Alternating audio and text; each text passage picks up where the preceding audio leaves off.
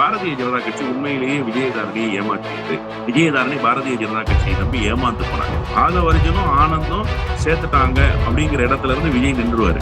நாளைக்கு பிரச்சனைன்னு வரும்போது நான் எங்க சேர்த்தேன், எனக்கு தெரியாம இந்த 2 பசங்களும் சேர்த்துட்டாங்க, நான் கூப்பிட்டு என்ன ஏதுன்னு கேட்டு கண்டிச்சிடுறாங்க ஐயா அப்படிங்கிற இடத்துல விஜய் தன்னை தக்க வச்சுக்குவாரு அப்படின்னு தான் நான் புரிஞ்சுக்கிறேன். விஜயதாரணி தான் ஒரு ஃபர்ஸ்ட் என்ட்ரி பாஜகவுக்குள்ள அப்படிங்கிறப்ப லாஸ்ட் என்ட்ரியாவும் அவங்களே இருக்கிறதுக்கான வாய்ப்புகள் நிரம்ப இருக்கிறதாக தான் நான் பாக்குறேன். இதுக்கப்புறம் ஒருவர் சேர்றதுக்கான டோரை ஓபன், ஏற்கனவே அங்க டோரை ஓபன் பண்ண மாட்டாங்க, அது வேற விஷயம். டோர் பூட்டி தான் இருக்கும், அந்த டோரையும் ஓபன் பண்ண மாட்டாங்க. அதாவது ஓபன் பண்றதுக்கு ஒரு டைம் ஸ்லாட் வச்சிருக்காங்கல்ல, அந்த ஸ்லாட்டுக்குள்ள ஓபன் பண்றாங்கல்ல, அந்த டைம்ல கூட நீங்க பாரதிய ஜனதா கட்சியால அதெல்லாம் சேர்க்க முடியாது, தளபதி சொல்லிட்டாரு. பிஜேபி தமிழ்நாட்டுல எப்ப சார் எழுந்துச்சு? அப்புறம் எழவே முடியாத ஒரு சூழலுக்கு போறதுக்கு, அது எழ முடியாம தானே கிடக்கு. விஜயால் வீழ்த்தப்பட்டுச்ச பாரதிய ஜனதா கட்சி. ஏங்க பாஜகங்கிற பேரையே உச்சரிக்க முடியாத தொடநடுங்கியாக இருந்தார் சார் விஜய். தேர்தல் பிரச்சாரத்துல எங்காவது பாரதிய ஜனதா கட்சின்னு ஒரே ஒரு வார்த்தை பேசினாரா சார்? ஒப்புக்காகவாவது சொன்னாரா எங்கேயாவது? காங்கிரஸ் ஊட்டியில நிக்காம போயிருந்தா இந்த ஒரு சீட்டும் கிடைச்சிருக்காது. திமுக நின்று இருந்தா இந்த ஒரு சீட்டும் இல்ல, 0 ஆயிருக்கும். இதை கொண்டு போய், இந்த கிரெடிட்டை கொண்டு போய் தாவேகா பேர்ல, விஜய் பேர்ல எழுதுவார். விஜய் என்ன கிழிச்சாரு? விஜயதாரணியினுடைய வருகை விஜயதாரணிக்கு பயனளிக்குதோ இல்லையோ, விஜய்க்கு ஏதோ ஒரு வகையில பயனளிக்கும். அது கன்னியாகுமரி அரசியலாக இருக்கலாம், ஊடகங்களில் முகம் காட்டுவதாக இருக்கலாம், அல்லது டெல்லியில சில வேலைகளை சட்ட ரீதியாக செய்வதற்கு சில வழிகாட்டுதல்களை காட்டுறதுக்காக இருக்கலாம். ஏதோ ஒரு வகையில் பயன் தரும். ஆனா ஊடக விவாதங்களில் விஜயதாரணி பங்கேற்றா தாவேகாவுக்கு என்ன பெரிய மைலேஜ் கிடைச்சது? அதை நீங்க பார்க்கணும்ல. அடி வாங்குறதுக்கு ஒரு ஆள் கிடைச்சிட்டாங்கன்னு வேணா நீங்க புரிஞ்சுக்கலாம். இவரை பயன்படுத்தலாம், இதுதான் அரசியல், இப்படி இதை கையில எடுக்கலாம் அப்படிலாம் அவங்க பிளான் பண்ணி எல்லாம் நகர்த்துறது மாதிரி தெரியல. போற போக்கில் அப்படியே போகட்டும், வரவர்கள் வரட்டும், சேர்க்கிறவர்கள் சேர்த்துக்கணும் அப்படின்னு சொல்லி ஒரு மனநிலையில் ஏதோ ஒரு வகையில் போய் கொண்டிருக்கிறார்கள் என்றுதான் நான் பார்க்கிறேன். அதை கடந்து பெரிய அரசியல் இருப்பதாக நான் காணவில்லை. அரண்சை நண்பர்களுக்கு வணக்கம்.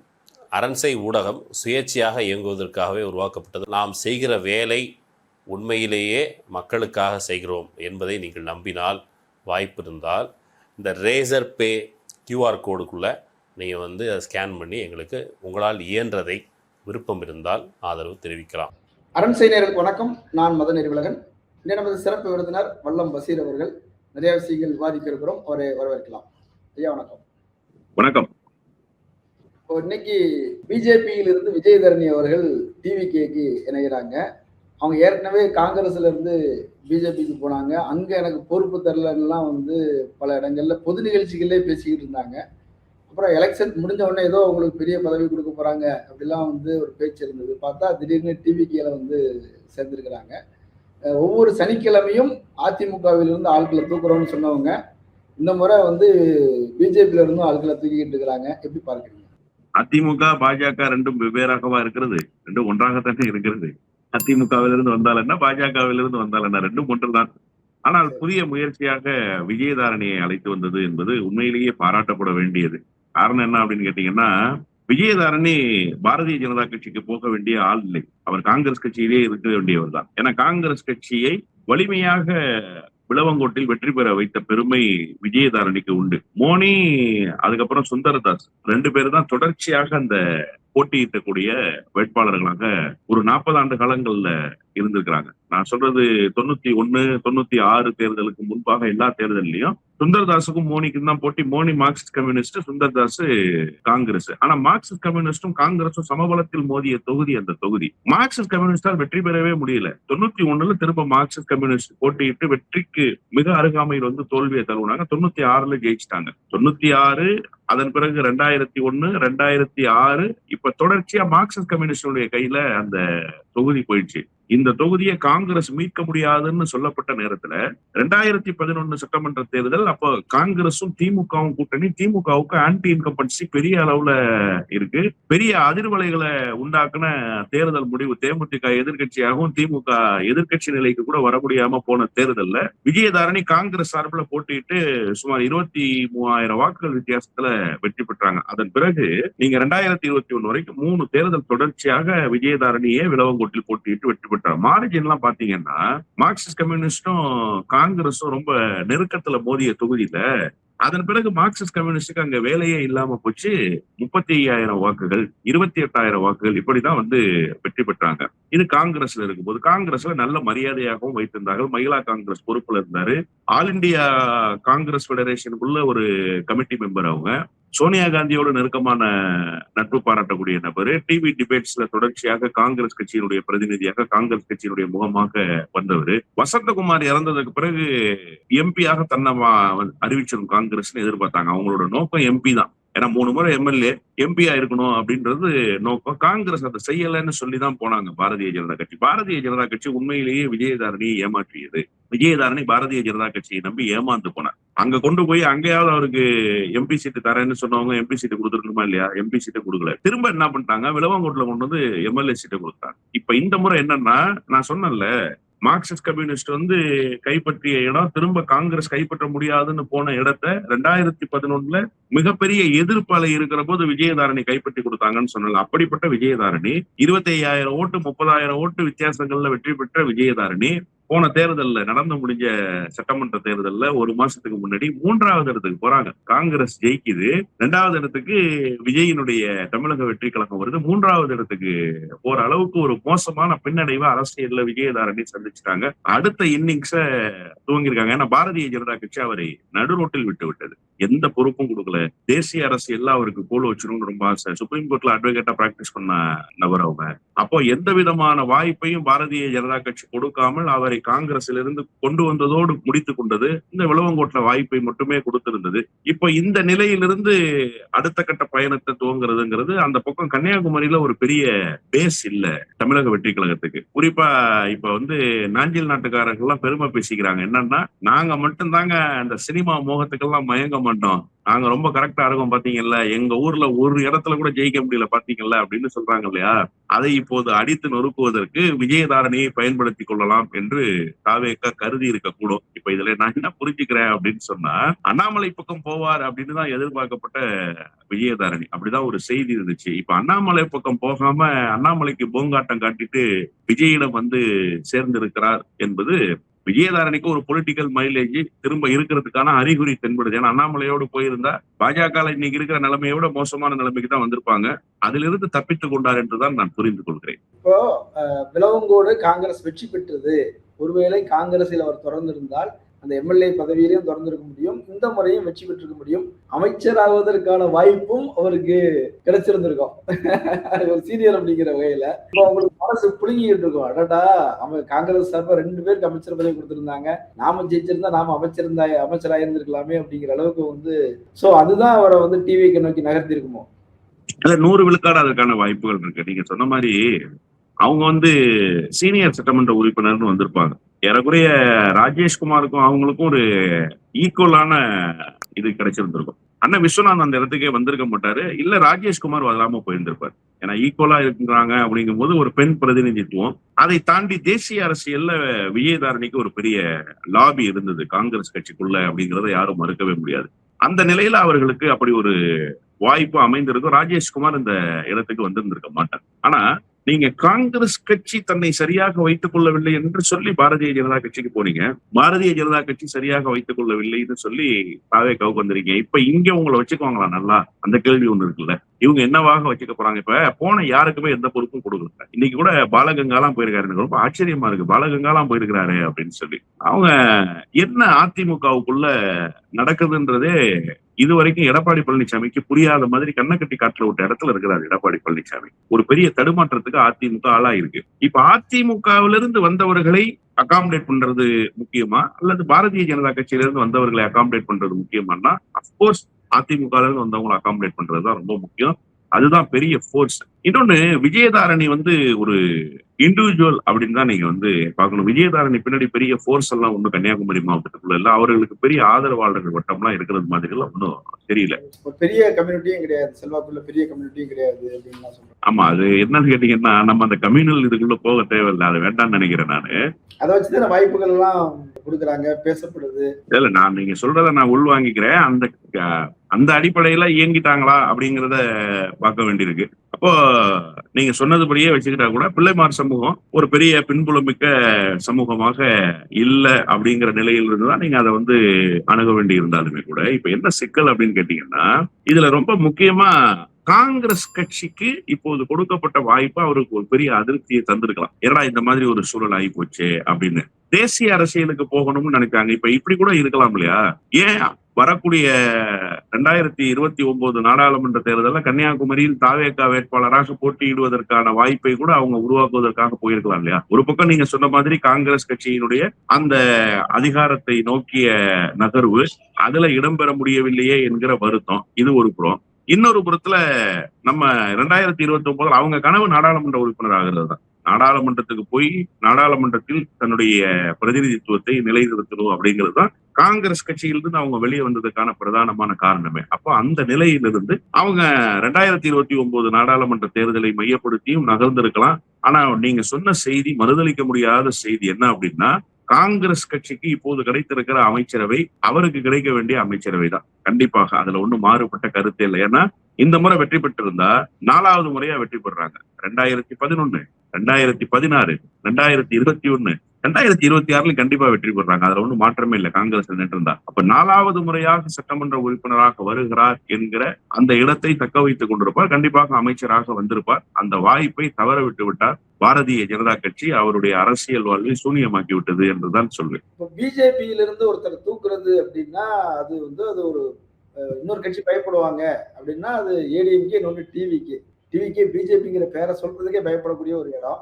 அப்படி இருக்கும்போது விஜயதரணியை வந்து உள்ள சேர்த்துக்கிறது அப்படின்றது பிஜேபியை பகைச்சுக்கிற மாதிரியான ஒரு சூழல் வருது இல்லையா? அப்ப அத அவர் துணிச்சலான முடிவு எடுத்துக்கலாமா? அது டிவிகேடைய விஜயோடைய இப்ப இந்த செய்தியெல்லாம் வந்து விஜயை கேட்டு எடுக்கப்பட்ட முடிவுன்னு நீங்க நினைக்கிறீங்களா? விஜய்க்கு இப்போதும் அந்த பயம் இருக்கு. அதாவது பாரதிய ஜனதா கட்சியை நம்ம வந்து எதுவும் பண்ணிடக்கூடாது, எதுவும் பேசிடக்கூடாது அப்படிங்கிற அந்த பயம் இருக்கு. விஜயதாரணியை சேர்த்தது விஜயா?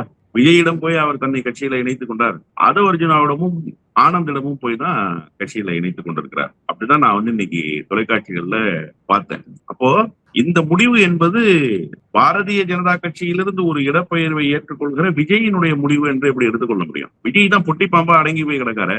டெல்லிக்கு போயிட்டு என்ன பேசிட்டு வந்திருக்காரு? 6 வழி சாலை கேட்கிறாரு. ஏற்கனவே இருக்கிற 6 வழி சாலையை மீண்டும் வேண்டும்னு கேட்கிறாரு. ஏற்கனவே இருக்கிற ஒகேனக்கல் கூட்டு குடிநீர் திட்டத்தை திரும்பவும் கொடுங்க எங்களுக்குன்னு கேட்கிறாரு. அங்க ஒன்றிய அரசில் இருக்கக்கூடியவர்களே தடுமாறிட்டாங்க. இதெல்லாம் ஏற்கனவே இருக்கு, ஏன் திரும்ப திரும்ப இதையே கேட்டுட்டு இருக்கீங்க?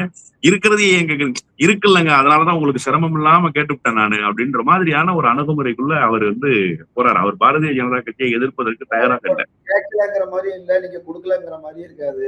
நான் கேட்கலங்கிற மாதிரி இருக்காது, நீங்க கொடுக்கலங்கிற மாதிரி இருக்காது. கோரிக்கை வைத்தார், நிறைவேறி விட்டது. இல்ல அதுதான் என்னன்னா, நான் இல்லாததை கேட்டு நீங்க கொடுக்க முடியாதுன்னு சொல்லி உங்களுக்கும் சங்கடம் எனக்கும் சங்கடம். அதனால இருக்கிறத கேட்கிறேன், நீங்க இருக்குன்னு சொல்லிருங்க. ஆமா கொடுத்தாங்கன்னு சொல்லி பேச்ச முடிச்சுக்குவோம், எப்படி இருக்கு டீல் அப்படின்னு இந்த வடிவேலு மணில பேசி முடிச்சுட்டு வரக்கூடிய நபர் அவரா போய் ஒரு பெரிய முடிவுகளை எடுத்து பாரதிய ஜனதா கட்சியிலிருந்து சேர்க்கக்கூடிய வேலையை செய்வாரு. கண்டிப்பாக அதை வந்து விஜய் செய்திருக்க மாட்டார். இவங்க கீழ்நிலையில அதை செய்து முடிச்சுட்டாங்க. இப்ப இனிமேதான் பாரதிய ஜனதா கட்சி என்னவா ரியாக்ட் பண்ண போகுதுன்னு பாக்கணும். இந்த ரியாக்ஷன் இருக்கா, இது ஒரு டெஸ்டா கூட இருக்கலாம்ல, ஒரு பரிசோதனை பண்ணி பார்ப்போம். நேற்று வந்து பிஜேபியுடைய தமிழ் மாநில மத்திய குழு கூட்டம் வழக்கத்துக்கு மாறாக டெல்லியில நடந்தது. வழக்கம் இங்க நடக்கும், டெல்லியில இருந்து பிரதிநிதிகள் யாரோ ஒருத்தர் கலந்துப்பாங்க. பெரும்பாலும் அமித்ஷா கலந்துக்க மாட்டார். அதிகபட்சம் BL சந்தோஷ் கலந்துகிட்டது தான் நம்ம அதிகபட்சம் பார்த்திருக்கோம் எலெக்ஷனுக்கு முன்னாடி. இந்த முறை BL சந்தோஷ் இருக்கிறார், அமித்ஷா இருக்கிறார், நிதின் நபீன் இருக்கிறார். அவங்க முன்னிலையில வந்து தமிழ்நாட்டுடைய மத்திய குழு வந்து கூடுது. அண்ணாமலையால் ஏற்படக்கூடிய இழப்பு தான் அவங்க பேசிக்கிட்டு இருந்தாங்க. ஆனா வேற ஒரு பக்கமும் போகுது போல இருக்க. அதாவது இது வந்து ஒரு முயற்சி தான் சார். இப்ப அண்ணாமலை போற விஷயத்த பத்தி அவங்க வந்து ஆய்வுக்கு உட்படுத்தி இருக்கிறாங்க அப்படின்னா கண்டிப்பா வந்து ஒரு மேஜர் பார்ட் பாஜகவுல, தமிழ்நாட்டு பாஜகவுல அண்ணாமலை பக்கம் போகுது அப்படிங்கிற மாதிரியான ஒரு சூழலை அண்ணாமலை உருவாக்கிட்டார். கருநாகராஜன் திடீர்னு ரிசைன் பண்றாரு, இன்னும் கொஞ்சம் பேரு திடீர்னு மாவட்ட தலைவர்கள் வெளியேறாங்க. நேற்றைக்கு அவருக்கு கொடுக்கப்பட்ட அந்த வரவேற்பு இதெல்லாம் வந்து ஒரு தாக்கத்தை உருவாக்கிருமோ பாஜகவுக்குள்ள அப்படிங்கிற மாதிரி ஒரு ஷேக் இருக்கதான் செய்யுது. அது குறித்து தான் வந்து அந்த கூட்டத்தை அவர்கள் டெல்லியில் நடத்தி இருப்பார்கள். ஒரு பக்கம் இப்படி போகுது அப்படின்ற இதை வந்து அவங்க எக்ஸ்பெக்ட் பண்ணிருக்க மாட்டாங்கன்றாங்க. பாரதிய ஜனதா கட்சி இப்படி விஜயதாரணி போவாங்க அப்படிங்கறத எக்ஸ்பெக்ட் பண்ணிருக்க மாட்டாங்க. இல்ல ஒருவேளை உளவுத்துறை மூலமாக தகவல்களும் கிடைச்சிருக்கலாம். என்ன நடக்குதுங்கிறத அவங்க வெயிட் பண்ணியும் பார்க்கலாம். விஜயதாரணி போறதுனால பாஜகவுக்கு என்ன பெரிய இழப்பு? பாஜகவினுடைய முகமா விஜயதாரணி இல்லையே. அதனால என்ன நடக்குது, இவங்க என்ன மாதிரி அதை அக்செப்ட் பண்ணிக்கிறாங்க, எப்படி இருக்கு அப்படிங்கறத பாஜகவும் பொறுமையா இருந்து பார்க்கணும் அப்படிங்கிற மனநிலைகள். அதனாலதான் நான் சொன்னேன், இது ஒரு டெஸ்ட் மாதிரி. இப்போ என்னன்னா, ஆதவர்ஜனும் ஆனந்தும் சேர்த்துட்டாங்க அப்படிங்கிற இடத்துல இருந்து விஜய் நின்றுவாரு. நாளைக்கு பிரச்சனைன்னு வரும்போது, நான் எங்கங்க சேர்த்தேன், எனக்கு தெரியாம இந்த 2 பசங்களும் சேர்த்துட்டாங்க, நான் கூப்பிட்டு என்ன ஏதுன்னு கேட்டு கண்டிச்சிடுறேங்க ஐயா அப்படிங்கிற இடத்துல விஜய் தன்னை தக்க வச்சுக்குவாரு அப்படின்னு தான் நான் புரிஞ்சுக்கிறேன். பாரதிய ஜனதா கட்சி எதிர்வினை ஆற்ற போகிறதா, எதிர்வினை ஆற்றவில்லையா என்பதையெல்லாம் நம்ம பொறுத்து இருந்து பார்க்கணும். கண்டிப்பாக பாரதிய ஜனதா கட்சி இதற்கு ஒரு மணியை அடிக்கும், எச்சரிக்கை மணியை அடிக்கும். இந்த வேலை எல்லாம் வச்சுக்க கூடாது அப்படிங்கிற எச்சரிக்கை மணியை கண்டிப்பா அடிக்கும். விஜயதாரணி தான் ஒரு ஃபர்ஸ்ட் என்ட்ரி பாஜகவுக்குள்ள அப்படிங்கிறப்ப லாஸ்ட் என்ட்ரியாவும் அவங்களே இருக்கிறதுக்கான வாய்ப்புகள் நிரம்ப இருக்கிறதாகத்தான் நான் பாக்குறேன். இதுக்கப்புறம் ஒருவர் சேர்றதுக்கான டோரை ஓபன் பண்ணி, ஏற்கனவே அங்க டோரை ஓபன் பண்ண மாட்டாங்க, அது வேற விஷயம். டோர் பூட்டி தான் இருக்கும். அந்த டோரையும் ஓபன் பண்ண மாட்டாங்க. அதாவது ஓபன் பண்றதுக்கு ஒரு டைம் ஸ்லாட் வச்சிருக்காங்கல்ல, அந்த ஸ்லாட்டுக்குள்ள ஓபன் பண்றாங்கல்ல, அந்த டைம்ல கூட நீங்க பாரதிய ஜனதா கட்சியால அதெல்லாம் சேர்க்க முடியாது, தளபதி சொல்லிட்டாரு, அதெல்லாம் இந்த பக்கமே வந்துடாதீங்க, பனையூர் பக்கமே வராதீங்க, அந்த பக்கமும் அப்படியே போயிருங்க அப்படின்னு சொல்லி திருப்பி அனுப்பக்கூடிய சூழல் வந்துவிடும் என்றேதான் நான் கருதுகிறேன். இப்போ டிவிகே வெற்றி பெற்றது அப்படின்றது தமிழ்நாட்டு அரசியல்ல பல மாற்றங்களை உருவாக்கி இருக்குது. அதுல ஒண்ணு, பிஜேபி காலி ஆயிடுச்சு அப்படின்னு ஒண்ணு சொல்றாங்க. பிஜேபிங்கிறது ரெலவெண்டாவே இல்லாம போயிடுச்சு. ஸோ அதை சென்ஸ் பண்ணி தான் அண்ணாமலை தனியா கட்சி தொடங்கும் போது மொத்த கூட்டமும் அவர் பின்னாடி போயிடுச்சு. 17 லட்சம் பேருக்கு மேல உறுப்பினர் சேர்ந்திருக்கிறாங்க அப்படின்னா அது ஒரு சாதாரண நம்பர் இல்லை. அது எல்லாமே பிஜேபியுடைய பேஸ் தான். குறைந்தபட்சம் வேணா ஏடிஎம்கேல இருந்து கொஞ்சம் பேருக்கலாம், டிவிகேல இருந்து வேணா கொஞ்சம் பேருக்கலாம், மற்றபடி பெரும்பாலும் அது பிஜேபியுடைய பேஸ் தான் அப்படின்ற மாதிரி சொல்றாங்க. ஸோ பிஜேபிங்கிறது நீ தமிழ்நாட்டுக்கு எழவே முடியாத அளவுக்கு ஒரு சூழலுக்கு போயிருச்சு அப்படின்னு எடுத்துக்கலாமா? பிஜேபி தமிழ்நாட்டுல எப்ப சார் எழுந்துச்சு? அப்புறம் எழவே முடியாத ஒரு சூழலுக்கு போறதுக்கு அது எழ முடியாம தானே கிடக்கு. இப்ப 17 லட்சம் பேருன்றாங்கல்ல, பாரதிய ஜனதா கட்சியில 17 லட்சம் பேரா இருந்தாங்க. அப்ப அதுல ஒரு பகுதி போயிட்டா அப்ப பாரதிய ஜனதா கட்சியில எத்தனை லட்சம் பேர் இருந்தாங்க? இது அக்கா தமிழிசை கணக்கு. மிஸ்கால் மூலமாக 50 லட்சம் பேர் சேர்ந்துட்டாங்கல்ல, அந்த 50 லட்சம் பேர்ல 17 லட்சம் பேர் அண்ணாமலையோட போயிருக்கிறாங்க. அதாவது ஒரு விஷயத்த நம்ம யதார்த்தத்தோடு ஒப்பிட்டு பார்க்கணும். களத்துல பாரதிய ஜனதா கட்சியை வீழ்த்தியது யாரு? விஜயோட போயிடுச்சு. அது யாரோட கிரெடிட்டை யார்கிட்ட கொண்டு போய் கொடுக்குறது? விஜயால் வீழ்த்தப்பட்டுச்சா பாரதிய ஜனதா கட்சி? ஏங்க, பாஜகங்கிற பேரையே உச்சரிக்க முடியாத தொடநடுங்கியாக இருந்தார் சார் விஜய். தேர்தல் பிரச்சாரத்துல எங்காவது பாரதிய ஜனதா கட்சின்னு ஒரே ஒரு வார்த்தை பேசினாரா சார்? ஒப்புக்காகவாவது சொன்னாரா எங்கேயாவது? அப்புறம் எப்படி சார் இந்த கிரெடிட்டை கொண்டு போய் விஜய் கிட்ட கொடுக்க முடியும்? முழுக்க இந்த 5 ஆண்டுகளாக பாரதிய ஜனதா கட்சியினுடைய மாற்றாந்தாய் மனப்பான்மையை, மாநில அரசை நசுக்குகிற வேலையை, குறிப்பாக ஆளுநர் மூலமாக ஒரு பேரலல் கவர்னன்ஸ் ரன் பண்ணணும்னு நினைச்ச ஒரு ஈனத்தனமான செயலை, ஒன்றிய அரசினுடைய வஞ்சகத்தை தமிழ்நாட்டு மக்களிடம் தோலுரித்து காட்டி பாரதிய ஜனதா கட்சிக்கு எதிரான ஒரு அலையை உருவாக்கியது திராவிட முன்னேற்ற கழகம். திமுக வலிமையாக பாரதிய ஜனதா கட்சியை எதிர்த்ததனுடைய விளைவு, பலமாக எதிர்த்து களமாடியதனுடைய விளைவு, அந்த கட்சியினுடைய மாநில தலைவராக இருந்தவர் தொகுதியை விட்டு இன்னொரு தொகுதிக்கு ஓடி போனார். ஏன் போனாரு?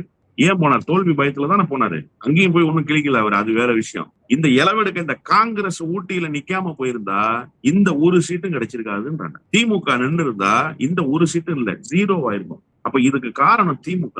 இதை கொண்டு போய் இந்த கிரெடிட்டை கொண்டு போய் தாவேகா பேர்ல, விஜய் பேர்ல இருக்கக்கூடாது. விஜய் என்ன செஞ்சு கிழிச்சாரு விஜய்? பாஜகவுக்கு எதிராக ஒத்த வார்த்தை பேசினாரா விஜய்? அப்போ இது என்னன்னு கேட்டீங்கன்னா, முழுக்க திராவிட முன்னேற்ற கழகம் ஆற்றிய பணிக்கான வெற்றி, திராவிட முன்னேற்ற கழகம் கடமையாற்றியதனுடைய விளைவு. அப்படிதான் நீங்க இதை புரிஞ்சுக்கணும். அப்போ பாரதிய ஜனதா கட்சி மொத்தமா காலி ஆயிடுச்சா அப்படின்னா, நான் ஒரு விஷயம் சொல்றேன் சார். அண்ணாமலை ஒரு ஊதி பெரிதாக்கப்பட்ட பிம்பம் மோடி மாதிரி. மோடி எப்படி 2014 தாய்லாந்து பஸ் ஸ்டாண்டை காட்டி இதான் அகமதாபாத் பஸ் ஸ்டாண்டுனாரோ, எப்படி போட்டோஷாப் மூலமாக பாலாறும் தேனாரும் ஓடுதுன்னு சொன்னாங்களோ, அதே மனநிலை தான். டிவிகேக்கு ஊடகங்களில் பேசுவதற்கு சரியான பொருத்தமான ஆட்களே இல்ல. தேர்தலுக்கு முன்னாடியும் கூட டிவிகே சார்பாக வரக்கூடியவர்களை 4 பேர் இருக்கிறாங்கன்னா 5 பேர் சேர்ந்து போட்டு கவுத்துற மாதிரி சூழல் இருக்கும். அது எல்லாமே ஒரு காமெடிங்கிற மாதிரி எல்லாருமே சேர்ந்து ஈவ்டீசிங் பண்றாங்களோ அப்படின்ற மாதிரி அது ஒரு சூழல் இருந்தது. இப்போ டிவிகேக்கு பேசுவதற்காக ஒரு வலிமையான ஒரு பேச்சாற்றல் மிக்க ஒரு நபர் வந்திருக்கிறாரு அப்படிங்கிற வகையில் அவங்க ரொம்ப ரிசீவ் பண்றாங்க, ரொம்ப கொண்டாடி வரவேற்கிறாங்க. அந்த மாதிரி நல்லா பேச்சாற்றல் மிக்க ஒரு நபர் வந்துட்டாருன்னு எடுத்துக்கலாமா? தான் இல்ல, நான் பேச்சாற்றல் மிக்க நபராக விஜயதாரணி வந்திருக்காரு அப்படின்னா, இதை விட பேச்சாற்றல் மிக்க ஒருவர் ஏற்கனவே டிவிகேல இருக்காரு, எங்க அண்ணன். அவரையே நீங்க பயன்படுத்தல, அவரையே ஊடக விவாதங்களுக்கு போகக்கூடாதுன்னு நீங்க தடை போட்டீங்க. தினந்தோறும் அரண்சை மாதிரி ஒரு சேனல்ல உட்கார்ந்துருப்பார் சார் அவரு. அரண்சையில உட்கார மாட்டார், அது வேற. நீங்க அவரை போட்டு கவுத்துருவீங்கன்னு சொல்லி. அரண்சை மாதிரி சமூக வலைதளத்தோடு நெருக்கமான தொடர்புடைய அதிகமான பார்வையாளர்களை கொண்டிருக்கிற எத்தனையோ யூடியூப் சேனல்ல டெய்லி விருந்து யாருன்னா எங்க அண்ணன் தான். அவரை பேசக்கூடாதுன்னு சொல்லி தடுத்து நிறுத்தினது யாரு? நீங்க மீடியாவை அட்ரஸ் பண்ண கூடாதுன்னு சொல்லி கட்சி நிர்வாகிகளை தடுத்தது யாரு? ஏன் அமைச்சர்கள் சந்திக்க மாட்டாங்களா பத்திரிகையாளர்களை? ஒரு தடவை சுற்றுலாத்துறையை சுற்றுச்சூழல் துறைன்னு சொல்லட்டும், சுற்றுச்சூழல் துறையை சுற்றுலாத்துறைன்னு சொல்லட்டும், அதுக்கப்புறம் தானே சார் படிப்பின. அப்ப அதை தடுத்து நிறுத்திட்டு இப்ப ஊடகத்துல பேசுறதுக்கு ஒரு ஆளை நாங்க கூப்பிட்டு வந்திருக்கோம்னா இது யாரை ஏமாத்துறது? நான் ஒரு விஷயத்த ரொம்ப தெளிவா புரிஞ்சுக்கிறேன். விஜயதாரணியினுடைய வருகை விஜயதாரணிக்கு பயனளிக்குதோ இல்லையோ, விஜய்க்கு ஏதோ ஒரு வகையில பயனளிக்கும். அது கன்னியாகுமரி அரசியலாக இருக்கலாம், ஊடகங்களில் முகம் காட்டுவதாக இருக்கலாம், அல்லது டெல்லியில சில வேலைகளை சட்ட ரீதியாக செய்வதற்கு சில வழிகாட்டுதல்களை காட்டுறதுக்காக இருக்கலாம். ஏன்னா இவங்க போய் சுப்ரீம் கோர்ட்ல பிராக்டிஸ் பண்ணுவாங்க, நிறைய அட்வொகேட்ஸோட லாபி பண்ண முடியும். அந்த மாதிரியான ஒரு வேலையை செய்வதற்காகவும் இருக்கலாம். ஏதோ ஒரு வகையில் பயன் தரும். ஆனா ஊடக விவாதங்களில் விஜயதாரணி பங்கேற்றா தாவேக்காவுக்கு என்ன பெரிய மைலேஜ் கிடைச்சது? அதை நீங்க பாக்கணும்ல. அடி வாங்குறதுக்கு ஒரு ஆள் கிடைச்சிட்டாங்கன்னு வேணா நீங்க புரிஞ்சுக்கங்க. இந்த 4 பேர் சேர்ந்து வச்சு கும்பிடுறாங்க அப்படின்னு சொன்னீங்கல்ல, அந்த 4 பேர் சேர்ந்து இப்ப யார பிடிப்பாங்கன்னா அக்கா விஜயதாரணியே பிடிச்சிருவாங்க. அவங்க போய் சிக்கிடுவாங்க. அதுக்கு வேணா ஒரு ஆள் கிடைச்சிருச்சு அப்படின்னு புரிஞ்சுக்கலாம். பள்ளி கல்வித்துறை அமைச்சரே நல்ல மீடியால அட்ரஸ் பண்ணக்கூடிய ஆள் தான் சார். அவர் ஏற்கனவே மீடியால இருந்தவர் தான். அவரை விடவா ஒரு ஆள் தேவைப்பட்டுருச்சு? நீங்க ஏன் அவ்வளவு தூரம் எல்லாம் போறீங்க? அந்த கட்சியினுடைய நிழல் தலைவராக வெளிப்படுகிற ஆதவ அர்ஜுனை விட ஒரு ஆள் உங்களுக்கு தேவைப்பட்டுருச்சு. அவரே நல்ல பத்திரிகையாளர் அட்ரஸ் பண்ற ஆள் தானே. அவரை பேச விட்டீங்கனாலே தாவேக ஆட்சி இன்னொரு 50 ஆண்டுகளுக்கு நீடிக்குமே. இல்லைன்னா எங்க அண்ணன்ட்ட சொன்னீங்கன்னா இட்டுன்னு போயிருவாரு பத்திரிகையாளர்கிட்ட. அவரை வச்சு பேசிருக்கலாம். அப்போ இவங்களுக்கு நோக்கம் அந்த மாதிரி ஒரு ஸ்ட்ராட்டஜிக்கல் பிளே எல்லாம் இல்ல சார். இந்த வியூகத்துக்காக இவரை பயன்படுத்தலாம், இதுதான் அரசியல், இப்படி இதை கையில எடுக்கலாம், அப்படிலாம் அவங்க பிளான் பண்ணி எல்லாம் நகர்த்துறது மாதிரி தெரியல. போற போக்குல அப்படியே போகட்டும், வரவர்கள் வரட்டும், சேர்க்கிறவர்களை சேர்த்துக்குவோம் அப்படின்னு சொல்லி ஒரு மனநிலையில் ஏதோ ஒரு வகையில் போய் கொண்டிருக்கிறார்கள் என்றுதான் நான் பார்க்கிறேன். அதை கடந்து பெரிய அரசியல் இருப்பதாக நான் உணரவில்லை. முக்கியமான விஷயங்களை சொல்லியிருக்கீங்க. மக்கள் அதை பரிசீலிக்கட்டும். கலந்து கொண்டு கருத்துக்களை பகிர்ந்து நன்றி. நன்றி. நேரில் மற்றொரு விருந்தினரோடு மீண்டும் சந்திக்கலாம். நன்றி.